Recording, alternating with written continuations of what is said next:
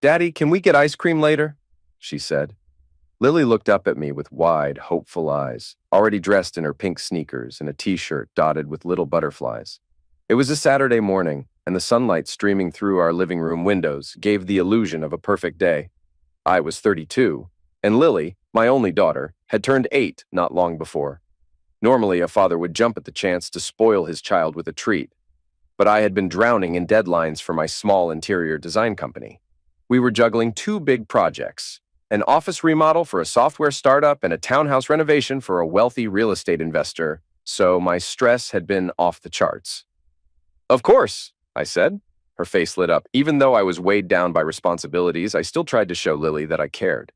My wife, Emma, sat nearby, flipping through her phone. She was quiet, which was typical these days.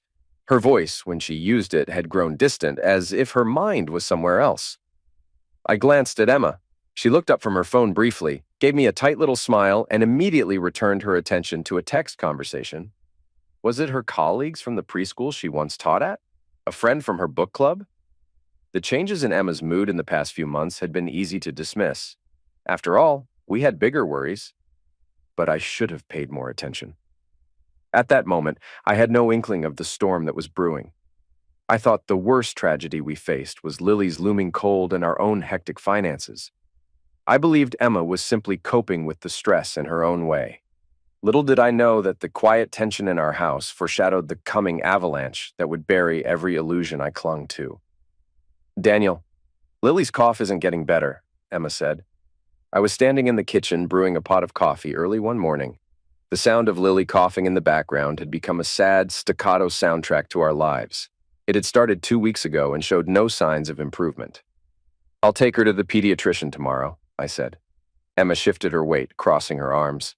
That's what we said last week. I just think we're not doing enough. Her tone was tense, not quite accusatory, but close. I set the coffee mug down, feeling a twinge of guilt. Work had been consuming every minute, but Lily's health came first, always. All right, I said. I'll schedule it right away. That pediatric appointment turned into a cascade of hospital visits and tests, culminating in a CT scan that confirmed Lily had a congenital abnormality pressing on her lung. Surgery was necessary, and soon. When the hospital's billing office gave us the projected cost, $120,000 up front, a chill ran through me. I realized we still had no proper health insurance. The monthly premiums had felt steep in years prior, so we'd postponed getting a comprehensive plan. Now, that naive oversight returned with a vengeance. Daniel, what are we going to do? Emma said. She looked simultaneously furious and terrified. Lily was dozing fitfully in her hospital bed, an IV tube in her arm. I felt panic welling in my throat. We'll find the money, I said. I tried to reassure Emma, to reassure myself, but I had no idea how to raise that much cash on such short notice. I had some savings, perhaps $20,000 or $25,000. If I liquidated parts of my small business, I might scrape together a bit more, but it still wouldn't be enough. Then the idea of approaching my parents took hold. My parents, Martin and Linda, owned a well-known furniture store and had a decent reservoir of wealth, though it was often splurged on weekend parties, social events, and anything that elevated their status. They were not millionaires, but the cost of Lily's surgery was well within their power to cover, or at least help with. I looked at Emma, trying to inject confidence into my voice. I'll talk to my parents.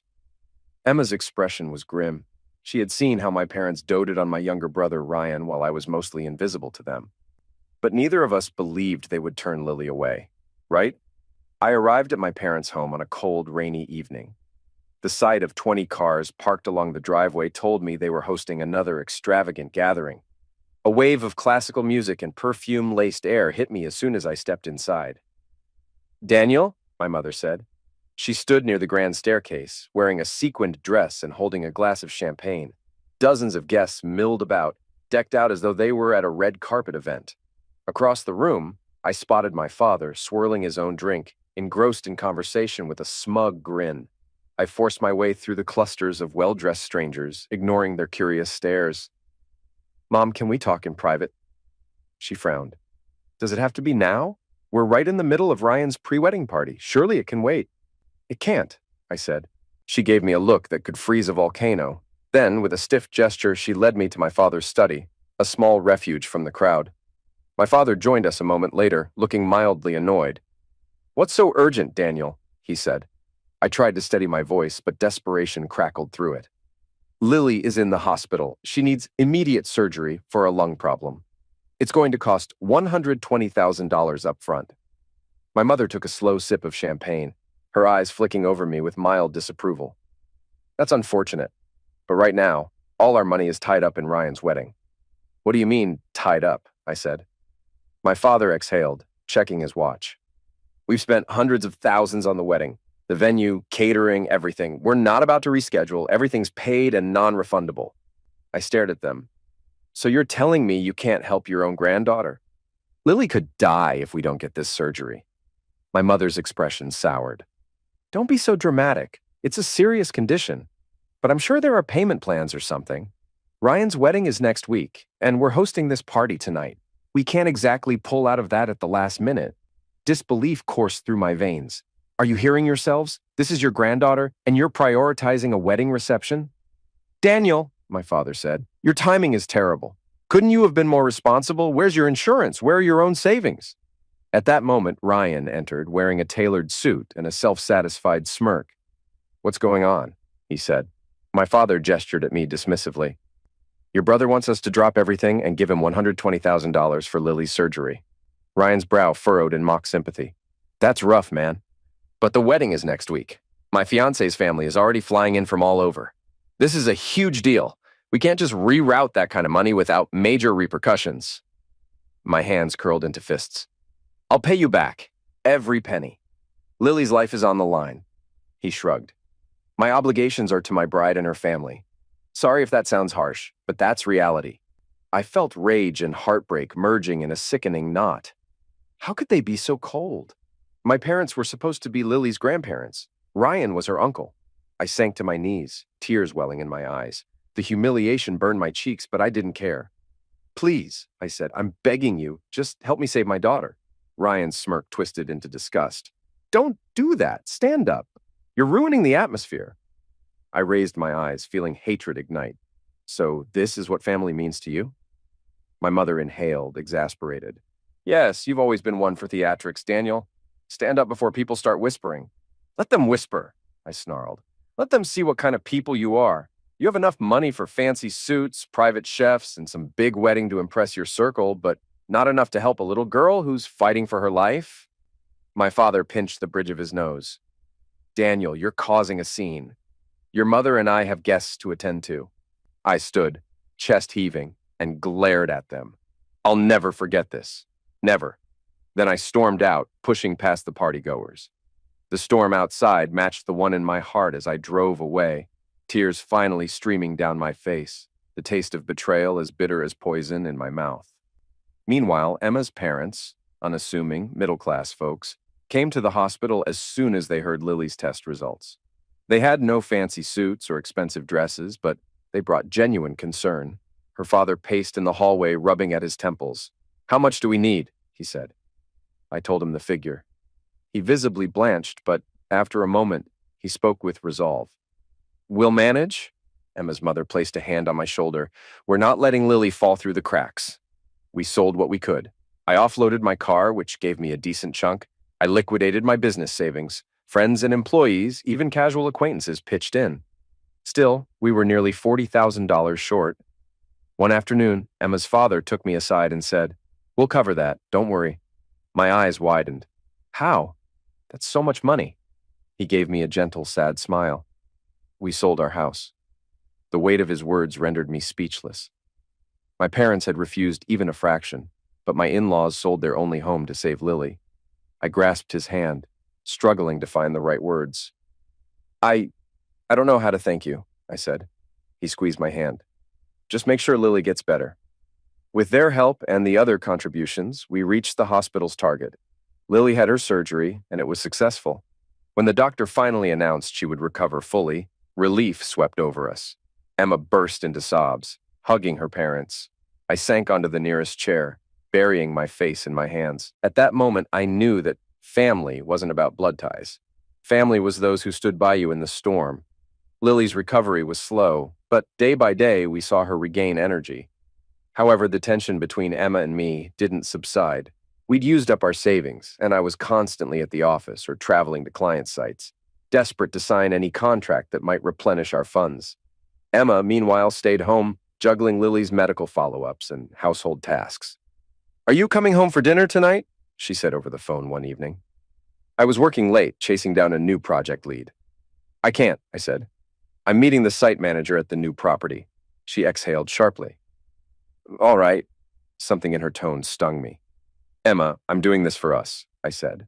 She was silent for a moment. Then, "I didn't say otherwise, Daniel. I just said, all right." I felt frustration seeping in. "You sound upset." She hesitated. "I'm tired. Lily's still not 100%, and your parents, they've vanished from our lives. My parents are the only ones who care. Sometimes it feels like you're gone all the time. But sure, do what you need to." I tried to keep my temper in check.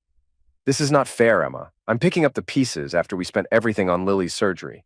Somebody has to ensure we don't lose our home next." She let out a dry laugh. "Yes, because losing homes is apparently my family's specialty now." Her words cut. I pictured her parents' small rental, the house they once owned gone. The tension in my chest coiled tighter. "I'll try to get home sooner," I said, ending the call abruptly. Neither of us wanted to fight, but an invisible barrier was forming between us. Instead of discussing it openly, we each withdrew, burying ourselves in separate storms of stress and resentment. One morning, Lily had already left for school when I noticed Emma in the living room, her phone buzzing incessantly. She glanced at me, then turned away, biting her lip as she typed out a reply. "Who's that?" I said, trying not to sound accusatory. "A friend," she said curtly. I was too exhausted to probe further. Over time, I noticed more suspicious behavior. Hushed calls, messages she deleted quickly, the way she abruptly switched tabs on her laptop if I walked by. But I told myself it was just an overactive imagination fueled by stress.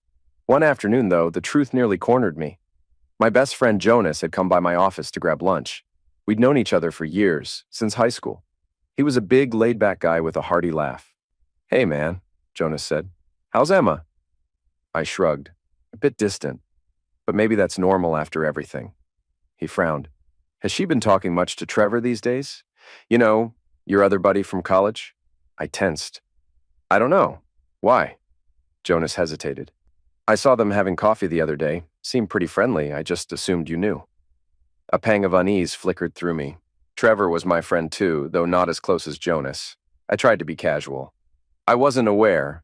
Maybe they bumped into each other. It's no big deal." Yet Jonas's words kept echoing in my mind. Emma and Trevor meeting secretly? My stomach churned, but I shoved the doubt away. I had enough to worry about without conjuring up more nightmares. While my marriage frayed, my parents' empire began to collapse. Word got out that they had refused to help their own granddaughter.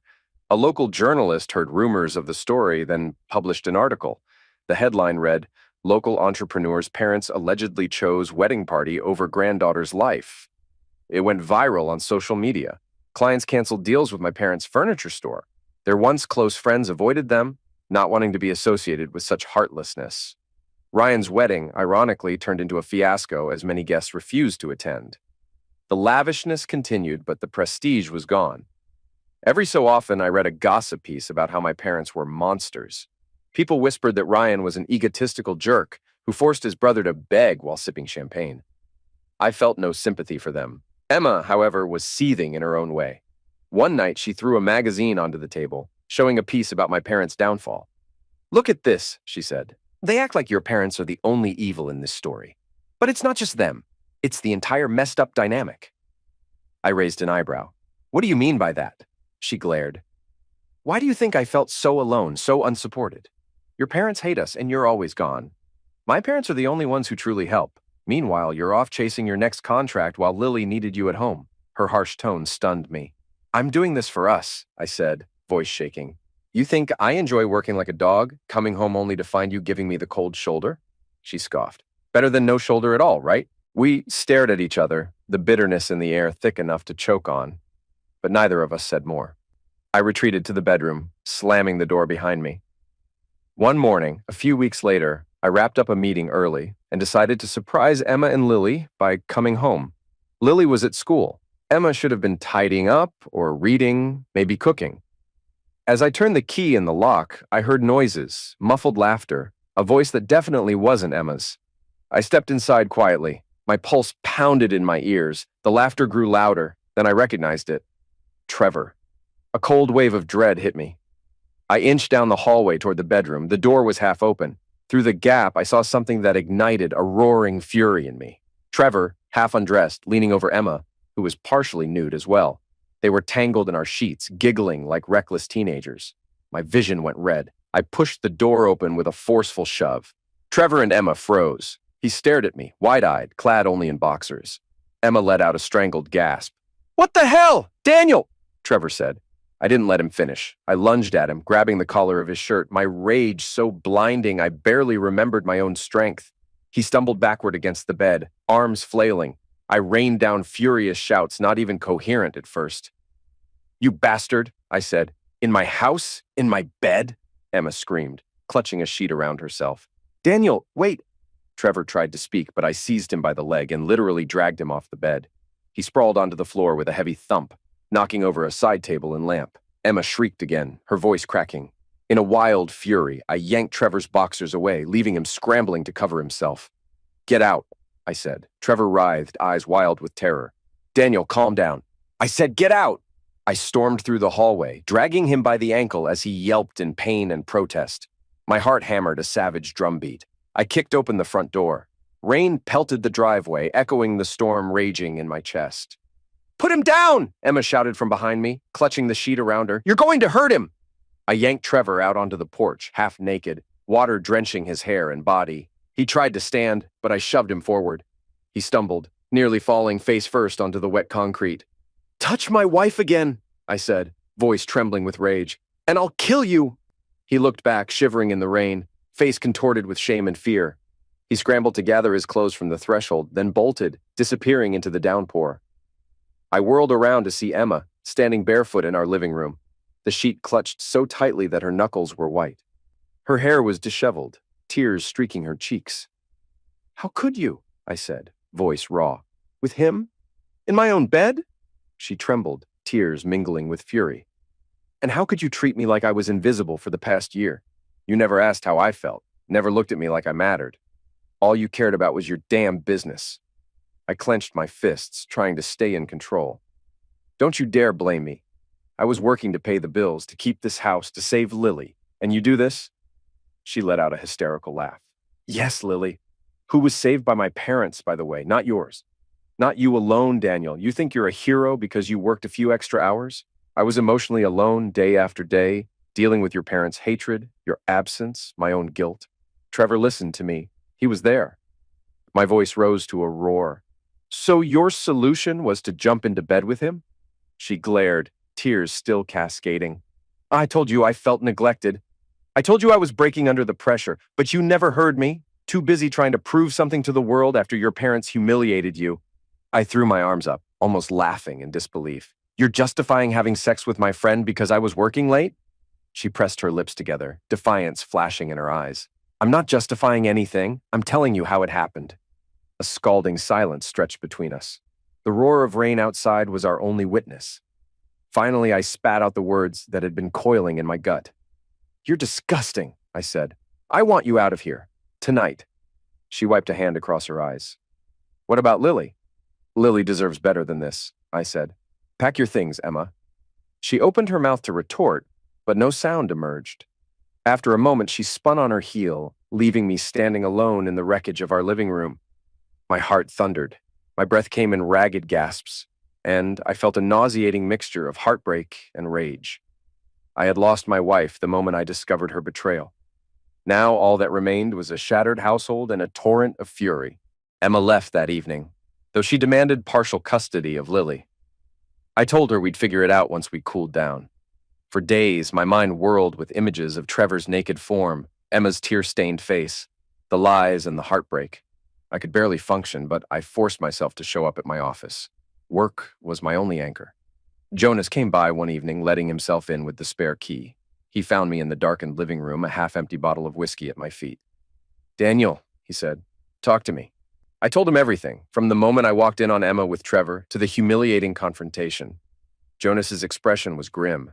I had a bad feeling, he said. I saw them out together a few times, but I never imagined it was that. I couldn't muster any anger at Jonas. He was a good friend, oblivious to the extent of the betrayal. He's gone now, I said. He sat beside me in silence for a moment. Then, so what's next? I barked a bitter laugh.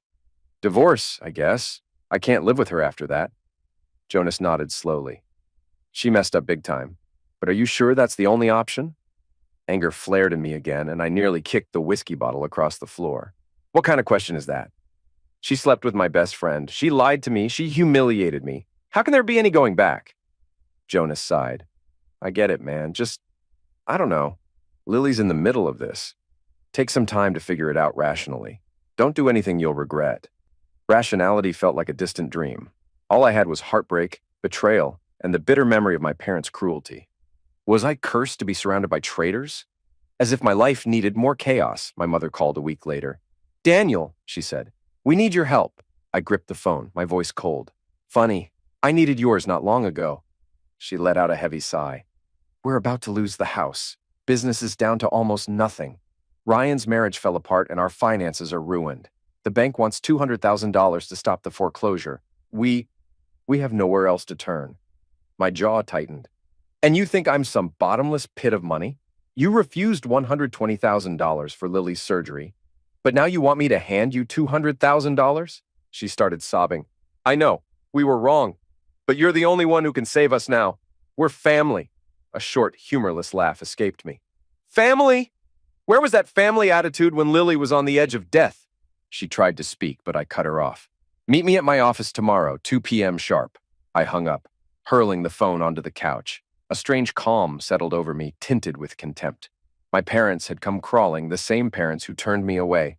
Perhaps justice existed after all. They arrived at my office the next day, stepping in tentatively like frightened children. My father looked pale. My mother's eyes were red from crying. I led them into a conference room. Laid out on the table was a black suitcase, filled with $200,000 in cash that I had assembled. Over the years, my business had grown, ironically spurred on by the bitterness and rage fueling my ambition. My father's eyes flickered with greed and desperation at the sight of the money. My mother wrung her hands. We'll pay you back, she said. We promise. I snapped the suitcase shut. I don't want your promises. They both stared at me, confusion crossing their faces. My father cleared his throat. So, what do you want?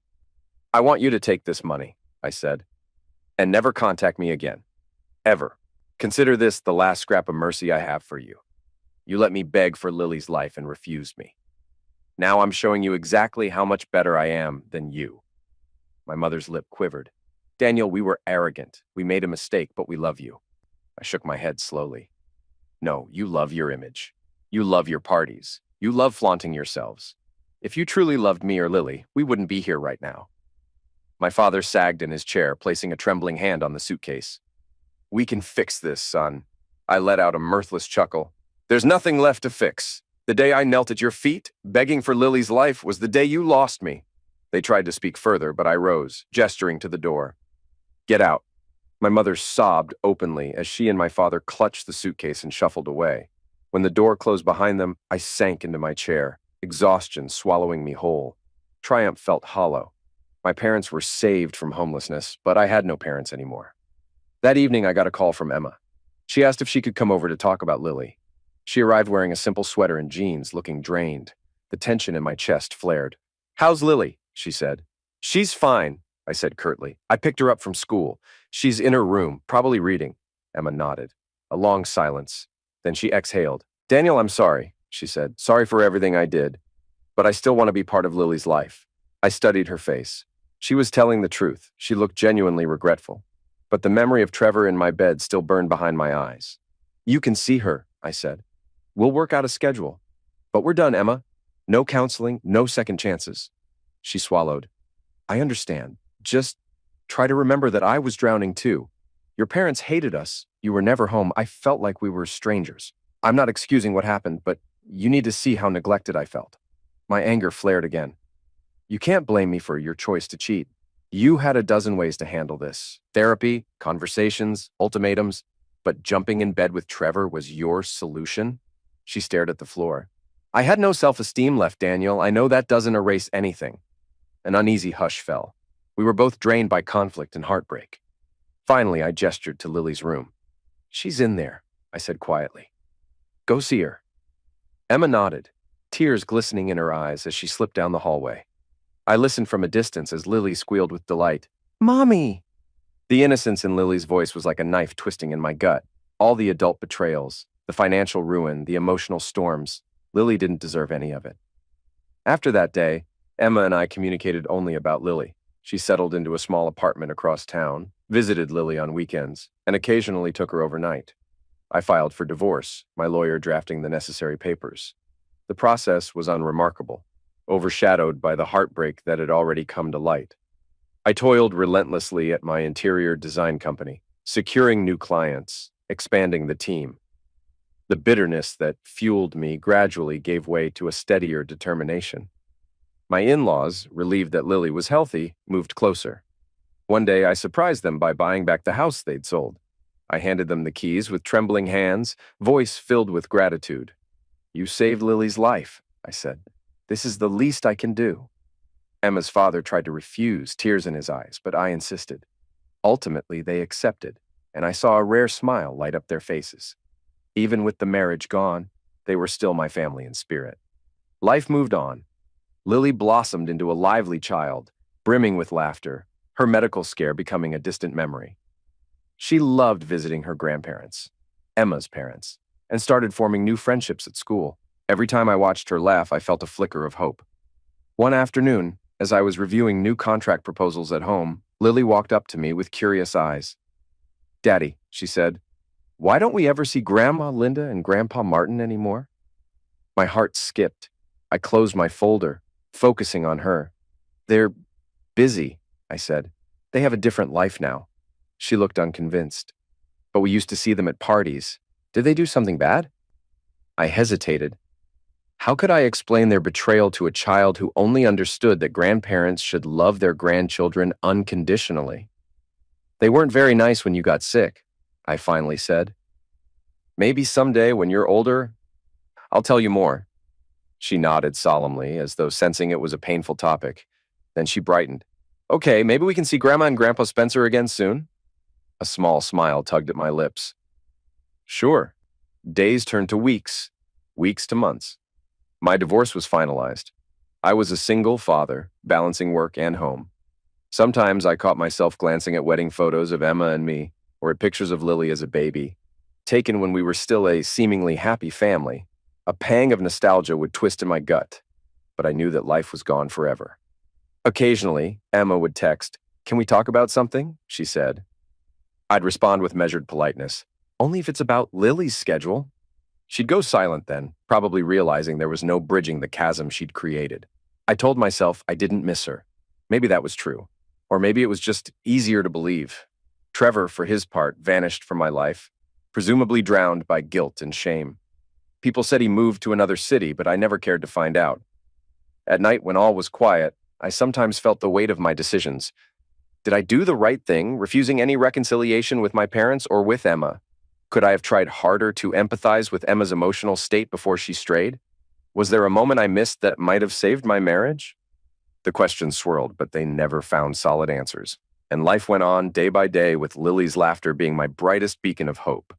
The story doesn't end in neat closure. My parents remain cut off, living in their newly saved house with a tattered reputation. Ryan is out there somewhere, presumably nursing his own resentments. Emma is building her life in parallel to mine, connected only by Lily, whom we both love fiercely. I am Daniel, the man who once believed family was a pillar of strength. Now I know that pillar can be built on shifting sand. Blood ties don't guarantee loyalty or compassion. Sometimes strangers, or in-laws, can save your world when your own flesh and blood would let it crumble. Yet, I don't regret giving my parents the money to save their house. It was an act of finality, severing any illusions that we could ever mend. Maybe one day they'll knock on my door again, tears in their eyes, reciting new apologies. Perhaps Emma will too, wanting to revisit the marriage that she destroyed. But some lines, once crossed, cannot be redrawn. Was I right to break these bonds for good? I ask myself sometimes. Could I have salvaged anything? Everyone has a different answer. Some argue for forgiveness, others say betrayal is a poison that can never be cleansed.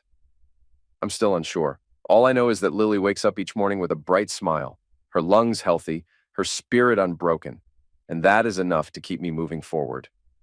If you've followed my story, you might have your own opinions. Should I have given Emma another chance after her betrayal? Or did I do the right thing by dragging Trevor out onto the street and shutting the door on her? Should I have let my parents go bankrupt instead of bailing them out? I leave those questions to you.